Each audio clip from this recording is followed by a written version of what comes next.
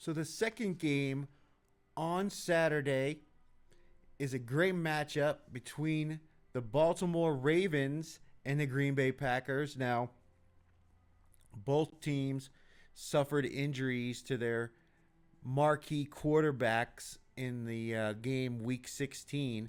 Lamar Jackson has not been practicing with a back contusion. Jordan Love has been participating as much as possible. He's still in the concussion protocol.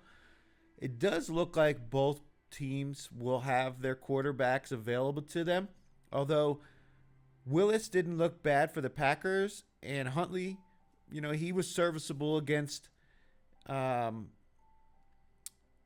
the Steelers. Or no, who was it that they lost to? Whoever they were, Huntley was good in the game last week for Baltimore in that loss, or against the Patriots. That's right. He kind of struggled down the stretch, allowed the Patriots to come back in that game. But I do like Baltimore here if it's Lamar Jackson playing. When Lamar Jackson, when teams see him for the first time, it's certainly a difficult matchup. This will be the first time that Matt LaFleur will face Lamar Jackson, and Lamar Jackson has been 39-8 straight up. 25-22 against the spread when facing an opposing coach for the first time. And he's 14-6 against the spread when that game is on the road for Baltimore. So it's a good spot. In 28 games that Lamar has played against the NFC, he's 25-3 straight up, only 14-13 and one against the spread when the game is on the road. Or I'm sorry, that's all total. But when the game is on the road, he's 14-1 straight up, 10-5 against the spread when facing the NFC team. So good spot for that. Also in week 7 or later, Lamar Jackson against the NFC is 5-0, or he's 19-1 straight up, and he's 5-0 straight up against the NFC in week 14 or later. So this is a good spot for them. Also, Packers last week coming off overtime loss to Chicago with a 10-point lead.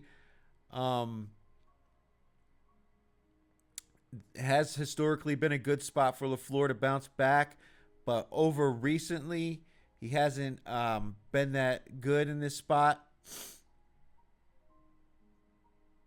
And teams to trail by 10 or more points entering the fourth quarter and lose to a divisional opponent are only 3-6 straight up in ATS in their next game. So a lot of trends in this one that really say the Ravens are the right side here. I think them losing in prime time to the Patriots, a lot of people saw that game. Obviously, a lot of people saw the Green Bay game, knowing that Chicago really needed a miracle to come back and win that game against Green Bay. But I think it's that loss could potentially flow into this one. And again, Green Bay has to win one of the next two games in order to make the playoffs. They would have to lose both games, and Detroit will have to win both games. Green Bay will know the outcome of the Detroit-Minnesota game that's being played on Thursday.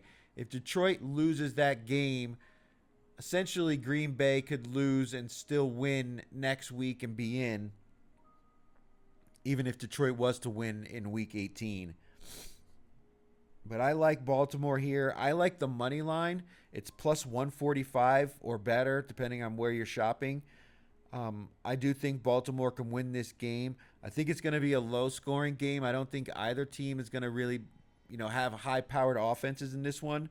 I'll have to definitely check the weather, as this is in Lambeau, an outdoor stadium in a cold weather state that gets snow and precipitation this time of year. But I do like the under 40.5 in this game. So I'm going to take Baltimore on the money line plus 145. It's plus 3 in the Circa contest. And I also like under 40.5 in the Ravens-Packers game on Saturday.